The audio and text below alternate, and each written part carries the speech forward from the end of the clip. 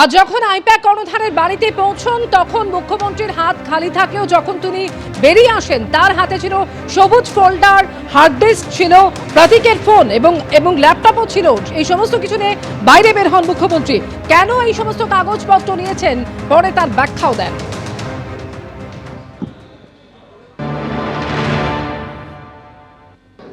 ওগুলো আমাদের, ওগুলো ছড়িয়ে ছিটিয়ে পড়েছিল সব, এগুলো আমাদের, আমরা রেখেছি। এটা আমাদের কাগজপত্র, আমার দলের।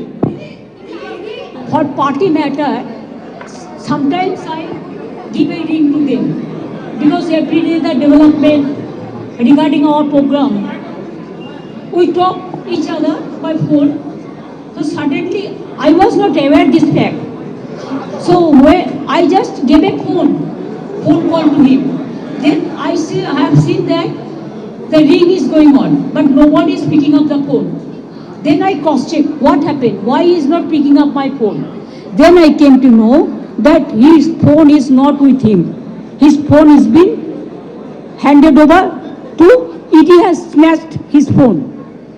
Then I thought, then whatever we discussed, whatever we have taken the strategy, whatever we have the list, whatever we have the data, they have taken over everything. So if my agency and my people are in trouble, it is my duty to see how they are and what happened actually, why they attacked our party matters. Then I went there.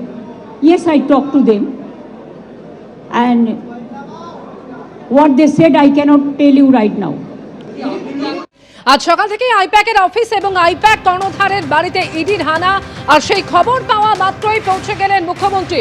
প্রথমে Loudon স্ট্রিটে I-PAC কর্ণধারের বাড়িতে মুখ্যমন্ত্রী পৌঁছে যান এবং সেখান থেকে পৌঁছে যান তিনি আইপ্যাকের অফিসে, যেখানে বেশ কয়েক ঘন্টা তিনি ছিলেন। আইপ্যাক কর্ণধার প্রতীক জৈনের বাড়ি এবং সল্টলেকের অফিসে ইডি আজ একেবারে সকাল থেকে তল্লাশি অভিযান শুরু করে।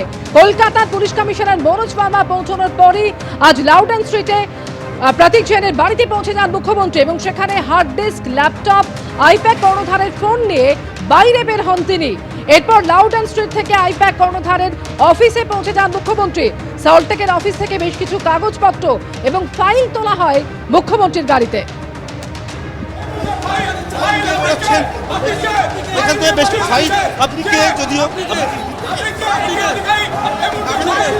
ফাইল নিয়ে বেরোচ্ছেন, আমরা দেখতে পাচ্ছি একজন বেশ কিছু ফাইল নিয়ে এই মুহূর্তে বেরিয়ে যাচ্ছে। তিনি নিজের পরিচয় যদিও দিচ্ছেন না। একটা প্রাইভেট যে গাড়ি, সেই গাড়িতে দেখতে পাচ্ছি একটি গাড়িতে বেশ কিছু ফাইল তোলা হচ্ছে, কাগজ তোলা হচ্ছে এবং কোনো রকমের নিরাপত্তা রক্ষীরা ছাড়া সেখানে কিন্তু সেই ফাইল তারা তুলে নিয়ে যাচ্ছেন। আইপ্যাকের কর্ণধারের বাড়ি এবং সল্টলেকে আইপ্যাকের অফিসে ইডির হানার পর এবার হাইকোর্টের দ্বারস্থ প্রতীক জৈন। হাইকোর্টের দৃষ্টি আকর্ষণ করেছেন আইপ্যাক কর্ণধারের আইনজীবী। বিস্তারিত কথা বলবো আমাদের প্রতিনিধি সৌভিক মজুমদার টেলিফোনে রয়েছেন। সৌভিক, কি অভিযোগ করা হয়েছে আইপ্যাকের কর্ণধারের আইনজীবীর তরফে? দেখো, বিচারপতি শুভ্রা ঘোষের এজলাসে আজকে প্রতীক জৈনের আইনজীবী সব্যসাচী বন্দ্যোপাধ্যায় তিনি দৃষ্টি আকর্ষণ করেন এবং মামলা দায়ের করার অনুমতি চান। মূলত তার অভিযোগ হলো যে এই মামলার ক্ষেত্রে ইডি আজকে যে কর্মকাণ্ড তারা এখনো পর্যন্ত ঘটিয়েছে সেটাকে তারা অতি সক্রিয়তা বলে মনে করছেন এবং তাদের বক্তব্য হলো যে ইতিমধ্যেই তুমি জানো যে প্রতীক জৈনের বাড়ি রয়েছে এবং পাশাপাশি সল্টলেকে আইপ্যাকের যে অফিস রয়েছে, এই দুটি অফিসে যেভাবে কার্যত অতর্কিতে ইডির আধিকারিকরা তল্লাশি চালিয়েছেন এবং দীর্ঘ সময় ধরে চালিয়েছেন, সেটাকে তাদের অতি সক্রিয়তা ছাড়া আর কোনো কিছু বলে তাদের আইনজীবীরা মনে করছেন না। এবং যেটা আইনজীবীরা ব্যাখ্যা দিচ্ছেন যে এই গোটা ঘটনা সেটা কিন্তু আজকের ঘটনা নয়, সেটা বহু পুরনো ঘটনা এবং এই ধরনের একটা পুরনো ঘটনার ক্ষেত্রে তারা যখন তল্লাশি করছেন, তারা যখন এই ধরনের একটা অভিযানে নামছেন, সেটা এই একেবারে কার্যত ভোর 6টা থেকে এই অভিযান তারা করছেন। তাহলে তারা এর আগে তাদেরকে অবগত করে, অর্থাৎ প্রতীক জৈনকে নোটিশ দিয়ে বা আইপ্যাককে নোটিশ দিয়ে তারা এই গোটা তল্লাশিটা করতে পারতেন, কিন্তু তারা সেটা না করে একেবারে অতর্কিতে তাদের এই দুটো জায়গায় হানা দিয়েছে। এমনকি প্রতীক জৈনের যে বাসভবন রয়েছে সেখানে পর্যন্ত তারা গিয়ে দীর্ঘক্ষণ তল্লাশি করেছে।